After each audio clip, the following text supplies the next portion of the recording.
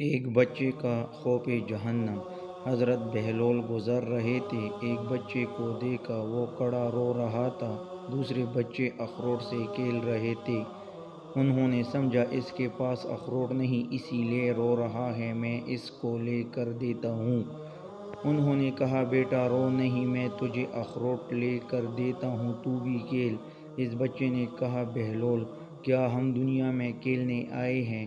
ان کو اس بات کی توقع نہیں تھی کہ بچہ ایسا جواب دے گا، تو انہوں نے کہا اچھا پھر کیا کرنے آئے ہیں؟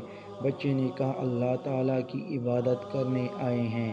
انہوں نے کہا بچے ابھی تو تم بہت چھوٹے ہو، تمہاری ہم کی یہ چیز نہیں ہے، ابھی تو تمہارا اس منزل میں آنے میں بھی بہت وقت پڑا ہے۔